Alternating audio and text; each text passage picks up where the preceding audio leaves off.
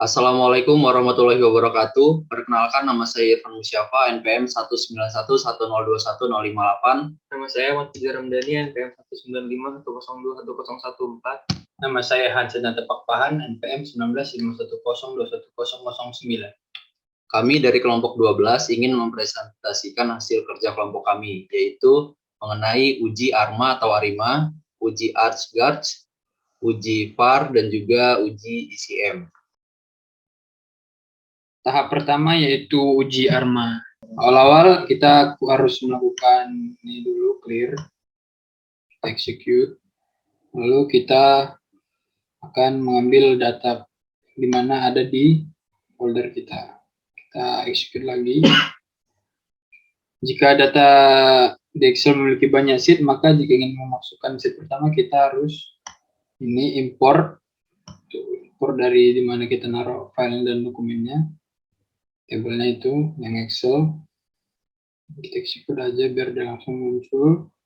Lalu untuk kita men-save lagi dalam format stata atau dalam bentuk format DTA, kita lakukan ini, perintah ini, lalu kita execute. Nah, sebelum kita lanjut lagi, kita melakukan clear terlebih dahulu, dimana untuk membuat hal yang lebih bagus lagi. Kita lakukan, lalu kita membuka folder lagi yang tadi, praktikum data 1 tadi. Kita masukin lagi. Baru kita harus membuat log file hasil dari perintah yang kita jalankan. Di mana kita harus memasukkan kata log using latihan strip bawah tugas akhir ARMA dodge text replace. Nah, langsung kita execute aja. Nah, lalu sebelum itu kita harus melakukan uji zoom dan bro dulu. Udah berhasil. Ini keluar. Kita ini dulu, minimize dulu biar enak.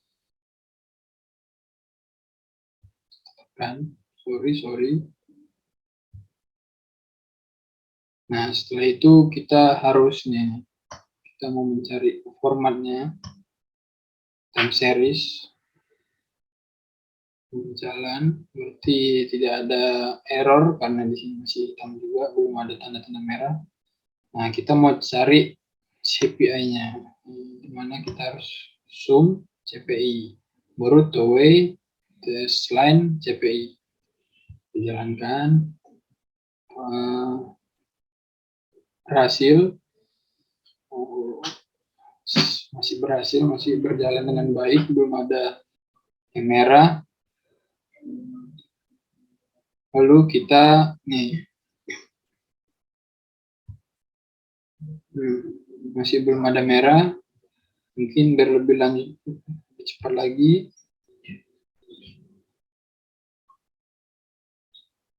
Nah, karena ini terlalu banyak yang beda, kita cepatin aja. Kita sampai two way aja.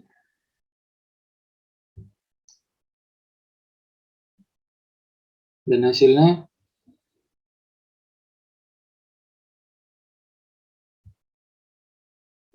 belum ada yang merah.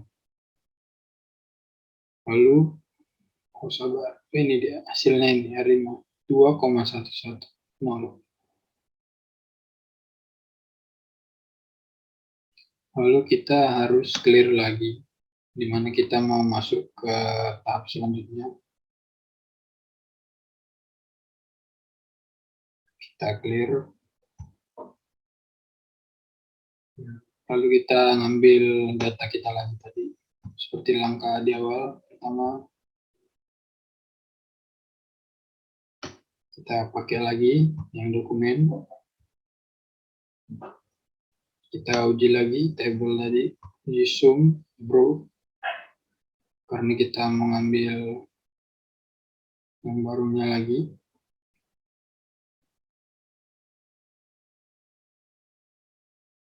Karena kita mengambil GDP, jadi kita nulis zoom GDP, lalu two-way test line GDP. Jadi kita langsung aja, nggak banyak beda dari yang awal tadi. Hasilnya memuaskan, masih berjalan sesuai yang kita mau, dimana tanda merah. Ini kita akan uji lagi karena nggak terlalu banyak beda, mungkin ini kita ingin aja.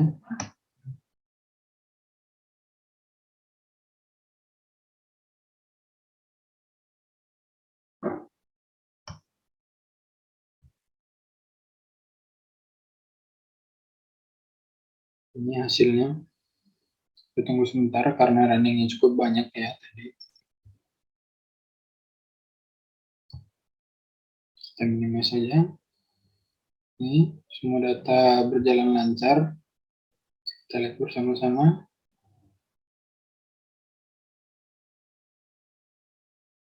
Kemudian untuk melakukan force testing atau membuat variabel baru, kita melakukan A5 GDP A5 2,1,0, lalu dilanjutkan dengan predict, nanti nilai ramalnya akan ada di F GDP, di mana kita harus menulis predict F GDP Y dynamic TM 2022 M01. Nah, kita langsung execute aja. Ini di mana bisa kita lihat sendiri. Ini hasilnya sigma. Kita lanjut aja, lalu melihat plot yang kedua bergabung dengan plot pertama. Ini kita towway, test line, GDP, test line GDP lagi. Kita execute aja. Masih berjalan lancar dan hasilnya berjalan lurus. Lalu yang ketiga kita akan melakukan seperti pertama lagi untuk masuk ke tahap selanjutnya, yaitu uji tablet. Kita mau cari tabletnya dengan uji ARMA. Ini kita lakukan ulang lagi, mengambil data lagi, membuat log file lagi, tekan lagi, kita uji zoom lagi, bro, execute aja langsung. Ini kita format waktu ini lagi, kita set bulan.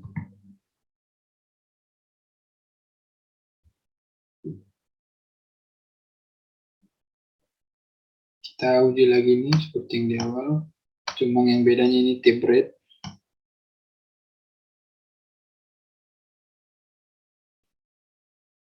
Ini hasilnya nggak banyak jauh beda dari yang di awal tadi, jadi kita langsung aja karena perintahnya juga nggak beda jauh. Nih. Kita langsung execute aja. Dan ini hasilnya. Ini. Nah, kita tunggu lagi berjalan.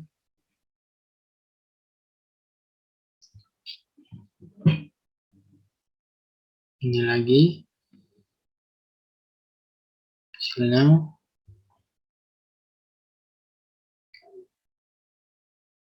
Ini di hasil akhir bisa kita lihat bersama-sama dari uji ARMA ini, terkhususnya dalam T-Breed. Mungkin untuk dari T-Breed,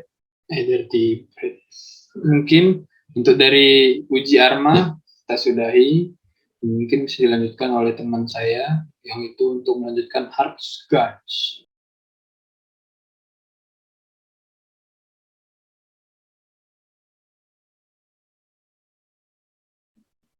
Kemudian melanjutkan uji yang kedua, yaitu uji arch gauge. Yang pertama kita mengeksekusi ini.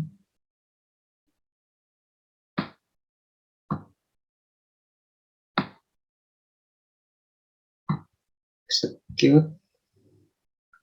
Kemudian memasukkan file kerja kita sesuai yang ada di laptop ini. Eksekusi. Kemudian membuat log file hasil dari perintah yang dijalankan. Copy ini, kemudian eksekusi.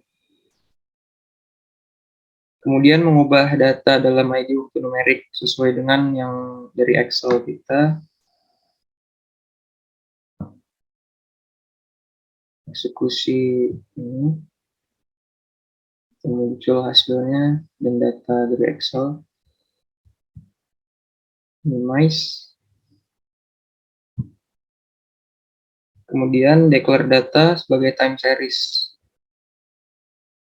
Set per bulan. Blok ini, kemudian execute, dan muncul dalam kurun waktu sebagai berikut. Minimize lagi, kemudian kita plot data menggunakan two-way. Kita blok, kemudian eksekusi, dan muncul. Setelah itu, kita lakukan uji stasionaritas. Ini kita minimize dulu. Lakukan uji stasionaritas karena arch ini dimulai dari basic ARIMA. Kita blok, kemudian execute. Muncul hasilnya sebagai berikut.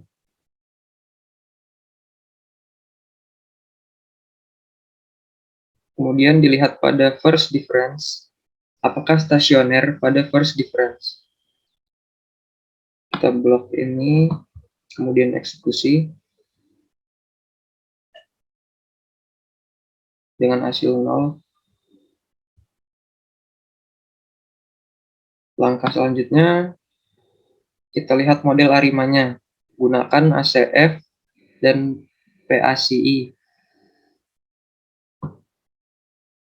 AC untuk mengindikasikan berapa orde MA-nya. Kita blok.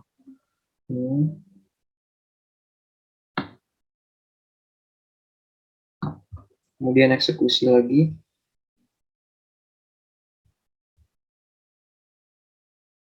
Muncul hasilnya sebagai berikut. Kita minimize lagi. Kemudian PIC untuk mengindikasikan berapa orde AR. Kita blok, kemudian execute.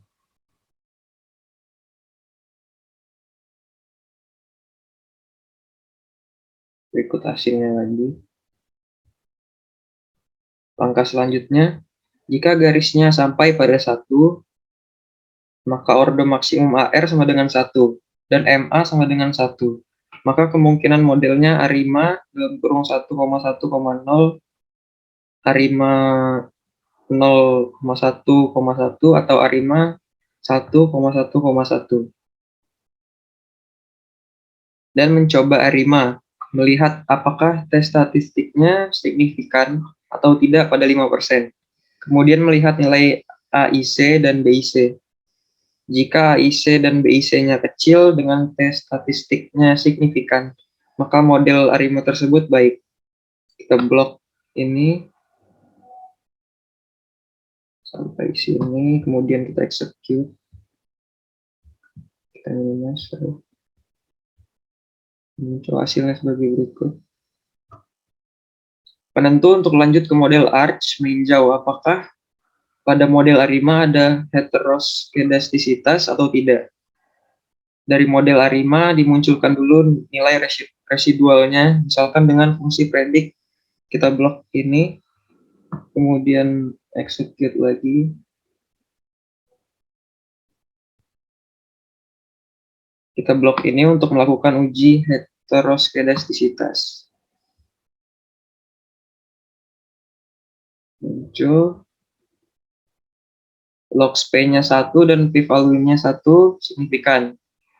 Mengindikasikan bahwa ada heteroskedastisitas. Jadi permodelan ARIMA saja tidak cukup dan dilanjutkan pemodelan ARCH. Kita blok ini.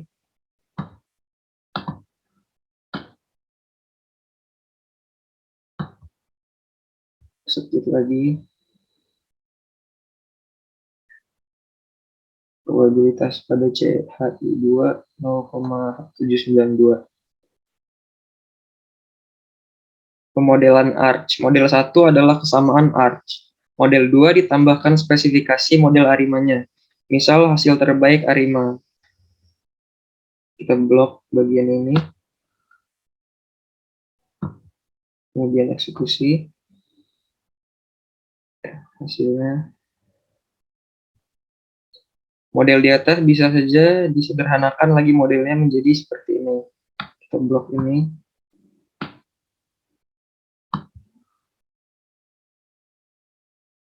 Nah, dengan hasil yang lebih sederhana. Lalu kita pertimbangkan lagi model tersebut dengan bentuk model lainnya. Dengan blok daerah ini, execute. Lalu kita memodifikasi dengan penambahan unsur Garch. Blok bagian ini, kemudian execute. Setelah itu, kita lihat information criterion-nya. Execute.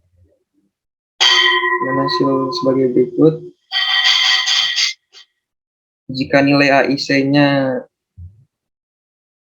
rendah pada pemodelan apa, misal pada model penambahan Garch. Selain itu, melihat nilai T statistiknya. Apakah signifikan dan penambahan variabel yang ikut signifikan juga tidak.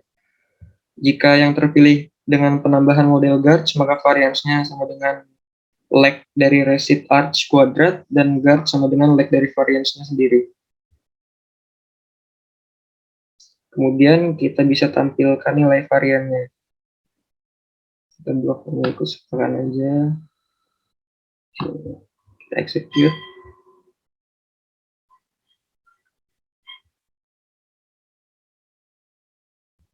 Kemudian mau dihitung berapa nilai simpangan bakunya. Kita blok bagian ini, kemudian execute. Kemudian melihat plot simpangan bakunya. Nanti grafiknya sama dengan prediksi dari simpangan bakunya untuk sampel yang ada di dalam observasi. Cakupannya bisa di dalam observasi dan bisa di luar observasi. Kita blok. Execute. Muncul ini dan kemudian minimize dulu. Untuk observasi yang di luar itu bisa ditambahkan luas areanya. Kita execute ini. Selanjutnya kita dapatkan prediksi. Panggil persamaan terakhir. Execute. Muncul hasilnya. Untuk forces-nya, kita lakukan dua, yaitu forces pertama nilai dari IHSG. Yang kedua untuk simpangan bakunya. Nilai IHSG-nya dulu dengan misalkan diberi nama sebagai berikut, kita execute. Selanjutnya kita juga bisa lakukan force testing untuk simpangan bakunya. Tapi diberi ragamnya dulu. Kita blok bagian ini, kemudian execute. Untuk melihat simpangan bakunya, kita menggunakan gen SDF sama dengan SQRT dalam kurung CPI. Nah, setelah itu dilihat data editor melihat nilai. Nilai dari varians ini yang sama dengan nilai permodelan untuk data yang di dalam observasi sama. Dan ada kolom tambahan di luar data observasi. Kita blok. Execute. Yang 5 missing values generate. Baik.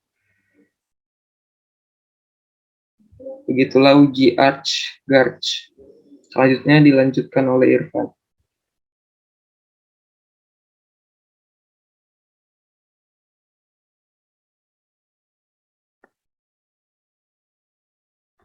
Baiklah, selanjutnya akan saya lanjutkan mengenai uji PI. Nah, sebelumnya saya akan memberitahu dulu bahwasannya kita harus menyiapkan di sini kami menyiapkan di sebuah data yaitu berisi tentang Consumer Price Index, kemudian ada juga GDP dan juga ada interest rate, ada juga money.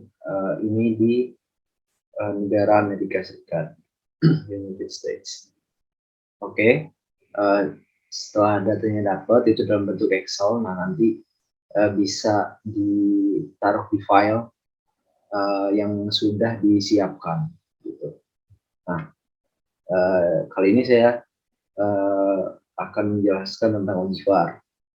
Yang pertama, ini lanjutan dari ArcGarch.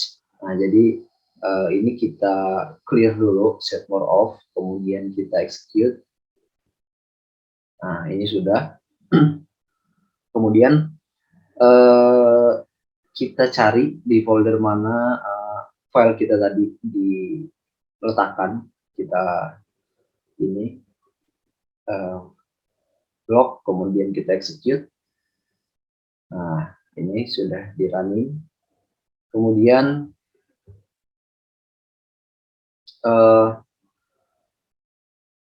kita akan membuat log file, kita simpan dalam format dokumen.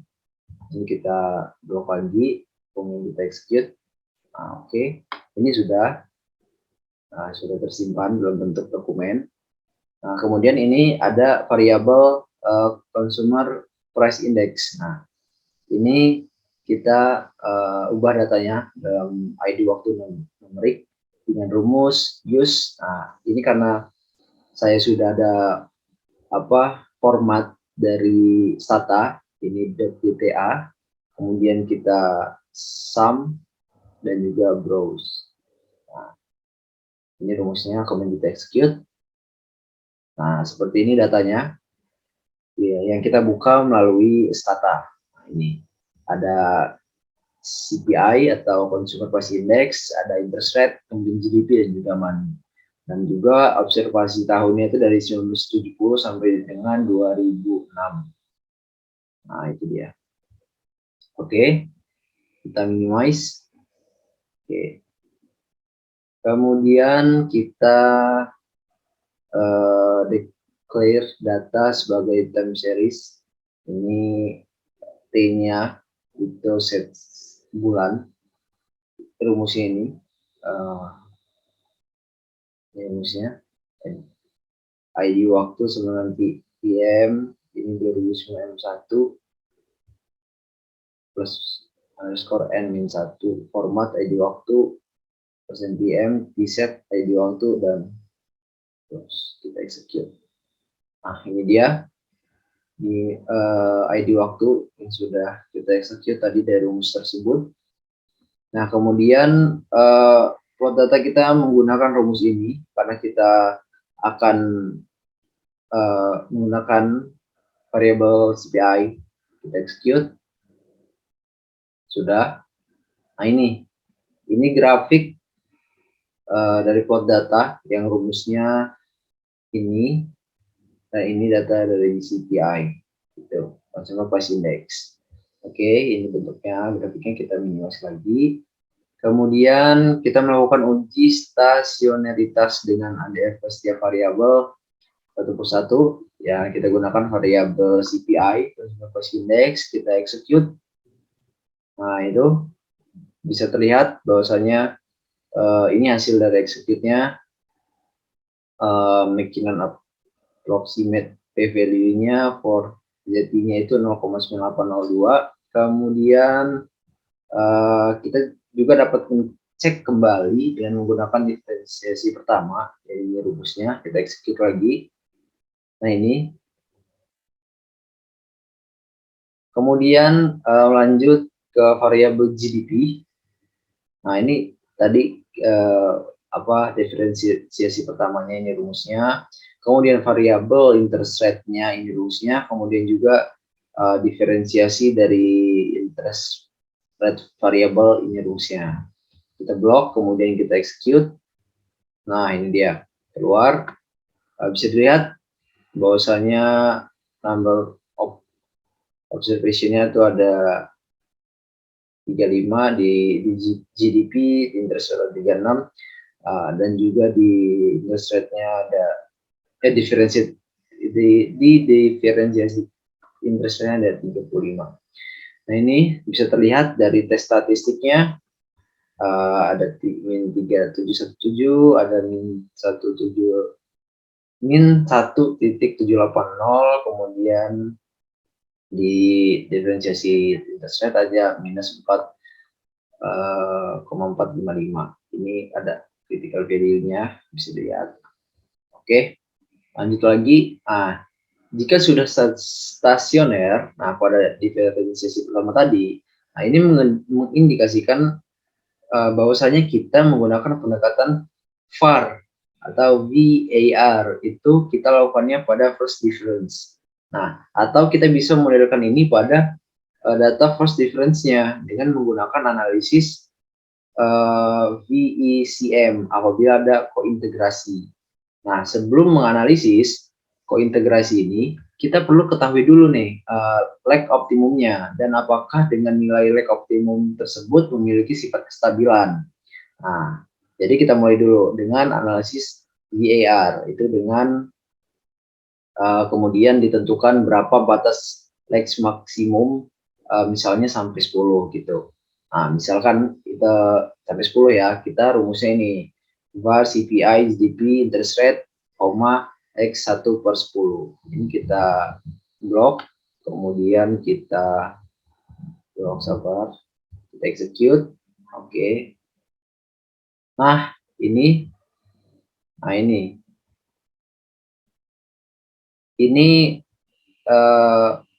kita lag maksimumnya sampai 10. Makanya ini L-nya itu dari 1 sampai dengan 10 itu dari ketiga variabel tersebut, baik itu CPI, GDP ataupun interest rate.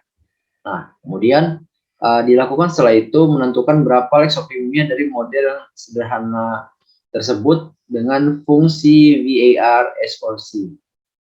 Nah, ini rumusnya, parsok. Kita execute. Oke, udah keluar. Nah, ini dia hasil runningnya. Kemudian kita melakukan pengecekan kestabilan dengan rumus VAR stable. Nah, ini kita blok, kemudian kita execute. Nah, ini dia hasil runningnya. Nah, kita juga meninjau dari nilai modulus, semuanya di bawah 1. Nah, ini kan ini modulus. Dan ada keterangannya VAR secara stabilitas sudah terpenuhi. Nah, selanjutnya kita lakukan pemodelan atau pengujian kointegrasi untuk menentukan apakah bisa dilakukan pendekatan VECM untuk uji kointegrasi ini. Maaf, kointegrasi maksudnya. Nah, ini rumusnya V crank CPI GDP TB rate transaksi 4. Nah, ini kita execute. Oke, nah ini hasilnya dari runningan kita tadi. Bisa dilihat dengan menggunakan uji kointegrasi Johansson dan melihat trace statistik dan dibandingkan dengan critical value bahwa H0 adalah maksimum, ranknya itu 0 dan H1 itu lebih besar daripada 0. Untuk H0 itu sama dengan hasil tes statistiknya lebih besar daripada critical value. Nah, ini indikasi menunjukkan minimal adanya satu kointegrasi pada tarafnya 5%. Untuk H1 itu lebih besar dari H rank. T statistiknya itu lebih besar dari critical value-nya, menunjukkan bahwa ada lebih dari satu persamaan atau kointegrasi, maka sudah cukup untuk menunjukkan bahwa ada kointegrasi di setiap variabelnya.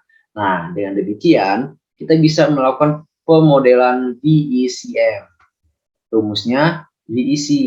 Nah, sama setelahnya tipe variabel itu kita masukkan juga, lalu kita execute. Nah, ini ya, ini sudah keluar runningannya. Yang bagian atasnya nanti adalah bagian persamaan jangka pendek. Nah, berarti variabel dependennya atau variabel yang di persamaan dalam bentuk first difference, begitu pula dengan variabel-variabel pada sisi kanan persamaan. Di situ ada first difference dari in CPI untuk di leg 1, 2, dan 3. Nah, begitu pula untuk variabel seterusnya. Kemudian juga ada CI1 underscore L1 itu adalah kointegrasi equation satu lex, berarti ini sama dengan ECT sama dengan min 1. Nah, dilihat dari kedua persamaan tersebut, nah, sabar, ini kita lihat. Nah, dilihat dari kedua persamaan tersebut, nilai T statistik L1-nya itu signifikan atau tidaknya. Jika signifikan berarti sesuai dengan nilai kaidah kointegrasi di antara 0 min 1 yang memang mengindikasikan ada kointegrasi, dan si ini itu nilai koefisien ya, terkandung di dalamnya adalah co-integration equation yang menunjukkan pengaruh jangka panjang. Jadi nilai pengaruh jangka panjangnya itu bisa dilihat pada tabel yang bawah. Ini, tabel yang ini, Johnson normalization restriction imposed. Ini. Nah, akan tetapi interpretasi dari VECM tidak dilakukan atau umumnya tidak menggunakan koefisien yang ada di situ karena interpretasinya itu sebenarnya cukup rumit. Selain kedua variabel endogen, bahwa dengan endogen itu berarti nilainya dari sisi kanan bersamaan dan sisi kiri bersamaan pada masing-masing equation. Nah, itu juga pada sisi kanan bersamaan terdapat lex lebih dari satu sisi kanan. Nah, berarti pengaruhnya itu akumulasi, jadi kita tidak sulit gitu untuk membatasi pengaruh untuk satu per satu koefisien yang ini saja. Oleh karena itu, interpretasinya kita bisa menggunakan yang disebut sebagai innovation accounting yang terdiri dari impulse response dan juga variance decomposition. Impulse response itu mengukur respon dari suatu variabel terhadap suatu shock atau guncangan terjadi pada variabel lain sebesar satu simpangan baku. Variance decomposition menunjukkan besarnya kontribusi dari suatu variabel ke variabel lain apabila terdapat perubahan dari variabel lain itu sendiri. Nah, selanjutnya kita lakukan cek nilai IRF dan FEVD. Nah, rumusnya IRF set IA. Kita tanda petik IA-nya, kita blok execute. Nah, ini sudah running check. Kemudian 60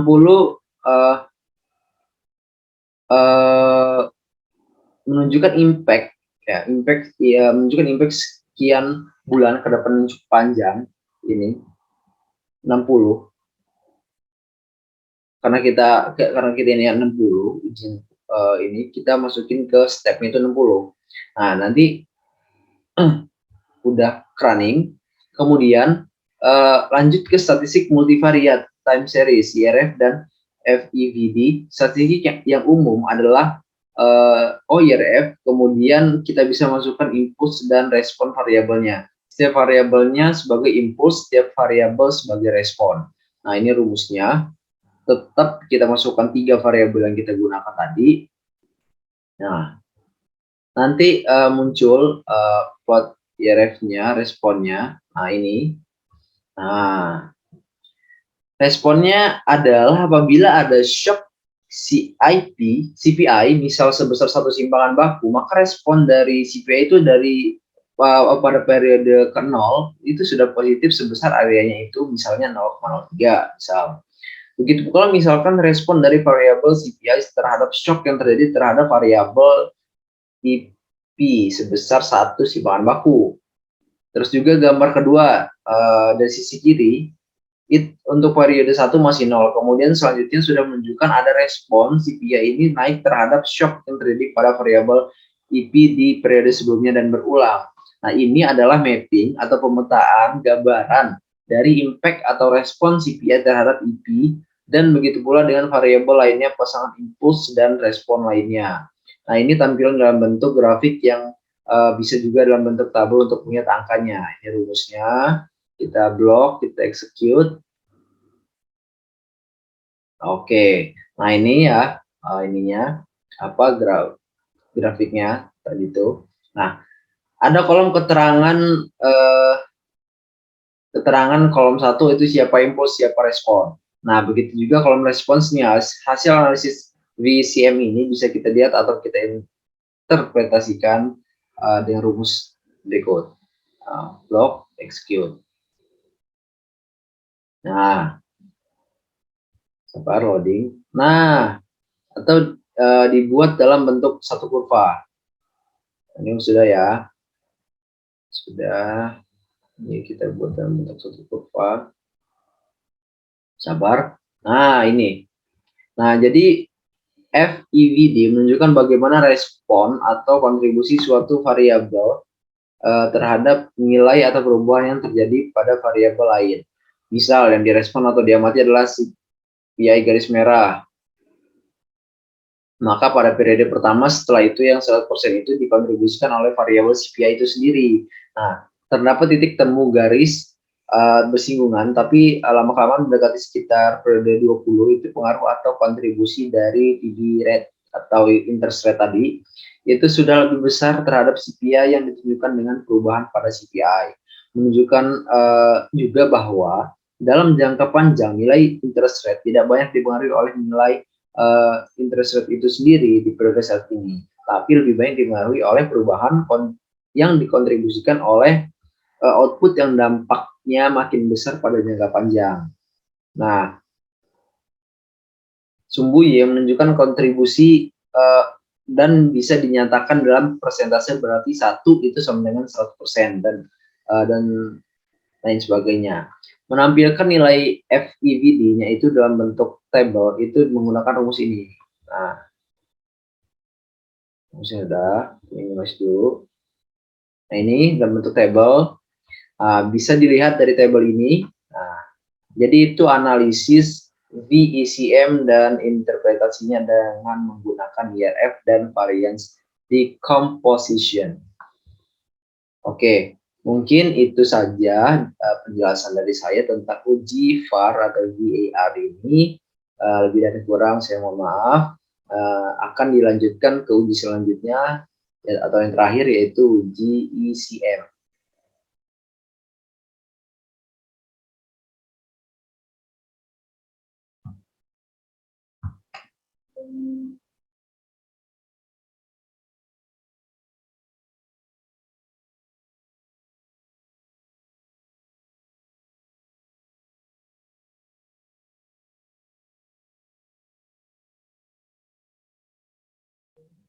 Baiklah, selanjutnya akan saya jelaskan mengenai uji ECM.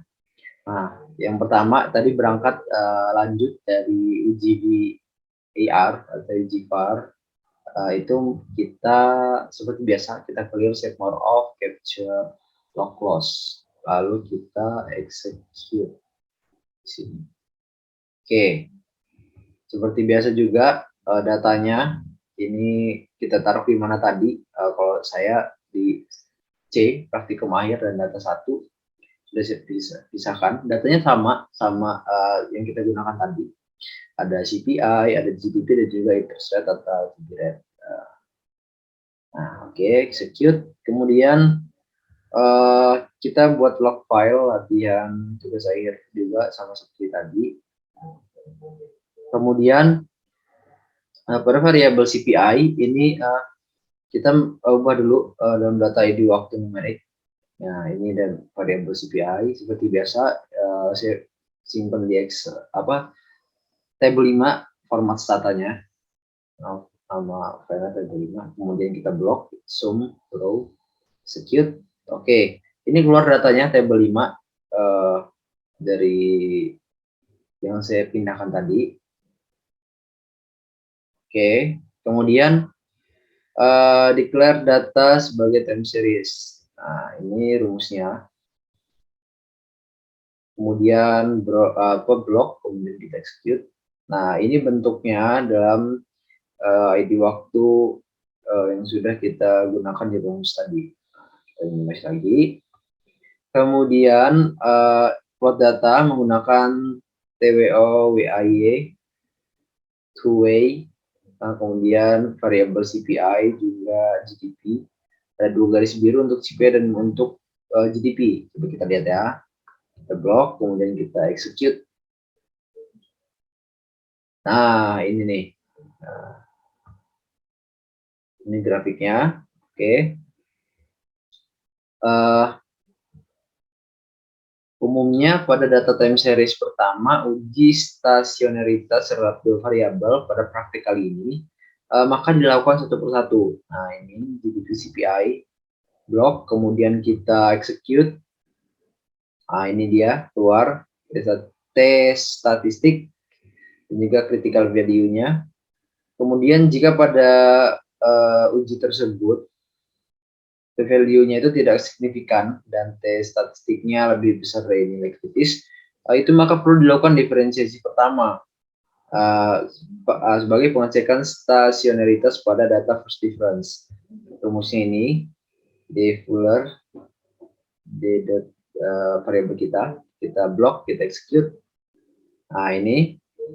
Nah, jika sudah stasioner kedua variabel ini berarti tidak stasioner pada level namun stasioner pada first difference. Artinya, kondisi ini memungkinkan kita bisa melakukan analisis ECM. Karena syarat tercapai pada first difference, maka hubungan antar variabel nanti digambarkan pada delta CPI dengan delta GDP. Nah, dengan delta ke delta, kita bisa mengamati hubungan jangka pendek. Akan tetapi, analisis ECM memungkinkan tetap bisa dilihat hubungan jangka panjangnya juga apabila terdapat kointegrasi. Nah, dalam hal ini kointegrasi itu bisa direpresentasikan dari residual yang terbentuk hasil regresi antara kedua variabel tersebut. Di mana adanya kointegrasi itu bisa ditunjukkan apabila residual hasil regresi itu stasioner pada level. Jadi, selanjutnya bisa kita lakukan regresi OLS dengan variabel Y, satu in CPI variabel kita, dan GP variabel 1X-nya. Nah, tadi Y-nya CPI, X-nya GDP. Nah, fungsi regresinya seperti biasa, rumusnya reg tentu saja. Kita blok, kita execute. Nah, ini dia keluar. Nah, yang akan diambil dari regresi ini adalah nilai residualnya. Nah, selanjutnya lakukan fungsi predict untuk menambah variabel ECT dengan label residual. Predict ECT residual. Tetap sama rumusnya dengan kata tadi, predict ECT receipt. Kemudian kita execute. Kemudian lakukan uji stasionaritas kembali menggunakan ADF pada residu yang didapat pada predict regresi tersebut. Di Fuller, ECT, block, execute. Nah, ini kelihatan tes statistik critical value-nya. Kemudian jika pada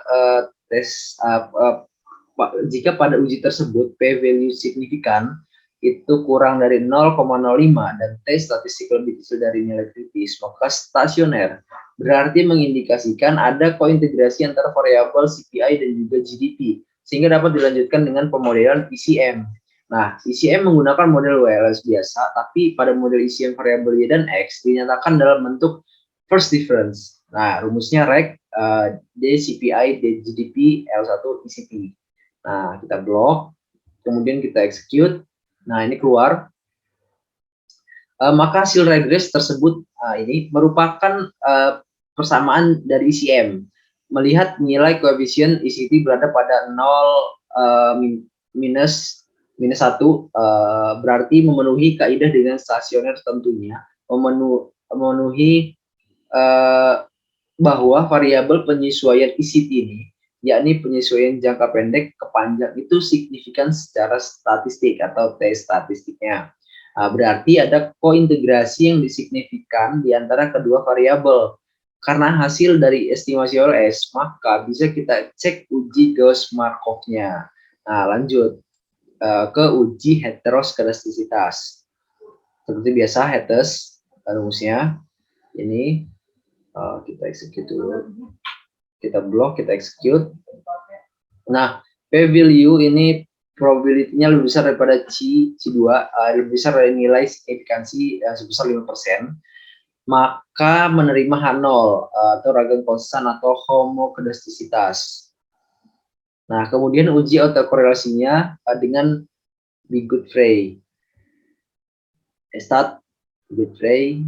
Oke, execute. Nah, p-value probability lebih besar C2 itu lebih besar dari nilai signifikansi 5%, maka menerima H0, yaitu tidak ada autokorelasi di dalamnya. Jadi persamaan ICM yang diperoleh tadi sudah memenuhi asumsi dari Gauss-Markov. Nah, itu adalah pemodelan dengan cara di mana yang ditampilkan adalah ICT-nya. Nah, bentuk lainnya bisa kita buat dengan memodifikasi sedikit persamaan itu, yaitu dengan rumus regresi DCPI, GDP, L1 CPI, L1 GDP. Nah, ini kita blok, kemudian kita execute kembali. Nah, keluar variabel ICT tadi itu ini ekuivalen dengan L1 CPI. Variabel L1 GDP menunjukkan pengaruh jangka panjang GDP ke CPI dengan cara menghitungnya adalah nilai koefisien L1 GDP dibagi dengan nilai koefisien L1 CPI dan dibalik tandanya. Nah, itu adalah pendekatan estimasi ICM dengan cara menghitung residual dari persamaan di level, kemudian dicek stasionaritasnya. Cara estimasi ICM lain itu melalui pendekatan ARDL pada stata, tidak ada fungsi biokimia melekat, jadi perlu menginstal fungsi dari fungsinya dari luar. Cara menginstal fungsi dari luar itu menggunakan pendekatan ARDL itu dengan rumus SSC install ARDL DL. Kita execute, oke, checking. Ini kita mencoba untuk install dari fungsi luar, menggunakan fungsi dari luar. Kita install dulu. Oke, ini di sini persen komplitnya udah oke. Selesai. Kemudian kita keterangan fungsi DL-nya kalau misalkan mau ngecek itu ada di help ARDL. Sini kita blok, kita execute seperti biasa. Nah, ini bisa kita lihat viewer help-nya. Ini berbagai macam petunjuk dari yang kita install tadi. Oke. Setelah itu kita lanjut ke estimasinya. Leg 1 untuk CPI dan leg 1 untuk GDP. Karena tadi menggunakan RDL ya udah kita install. Nah, ini rumusnya real CPI GDP leg 1. Nah, udah kita blok tadi udah kita execute. Nah, ini udah keluar. Selanjutnya kita lakukan atau tampilkan koefisiennya di dalam bentuk ICM ke fungsi tadi. Nah, ini gunakan fungsi IC tadi untuk menunjukkan bahwa pada tampil ICM itu dari fungsi RDL tersebut. Nah, rumusnya RDL CPI GDP leg 1 IC1. Nah, kemudian blok, kemudian kita execute. Nah, ini ada keterangan ADG Justif sebagai koefisien penyesuaian ya, jangka pendek atau maupun panjang itu berada pada 0 sampai dengan minus 1 sama dengan hasil estimasi ICT tadi. Ada LR atau long run dari L1 GDP like 1 periode 0 sampai 1 itu hasil dari nilai koefisien L1 GDP dengan nilai koefisien L1 CPI dan dibalik tandanya terletak pada estimasi terakhir sebelum install RDL tadi yang tadi. Nah, kemudian ada SR. SR ini merupakan short run atau nilai dari variabel bebasnya D1 GDP atau delta. Nah, itu bentuk dari ICM-nya. Nah, untuk menunjukkan ada tidaknya kointegrasi bond stats setelah estimasi sebelumnya ini dengan ada isi 1 bisa ditunjukkan dengan stat edge test. Kita coba ya. Ini rumusnya, kita blok kemudian kita execute. Nah, ini menunjukkan dengan H0 ini kita tarik dulu. Oke, sini ya. Sabar. Oke. Menunjukkan dengan H0 sama dengan tidak ada hubungan di tingkat level. Kita bandingkan nilai F hitung dan T hitung masing-masing dengan critical value-nya.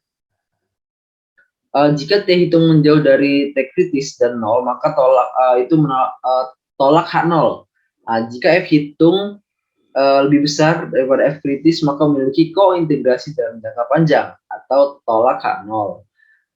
P value itu lebih kecil 0,05 artinya signifikan. Ada P value jika signifikan berarti sudah integrated. Baik di level 0 atau 1. Menunjukkan bahwa ada kointegrasi antara dua variabel tersebut. Artinya model ICM yang diestimasi ini relevan dan sudah memenuhi kaidah hasilnya. Karena nilai variabel penyesuaiannya sudah berada pada interval yang tepat dan signifikan. Nah, itu merupakan uji dari ICM.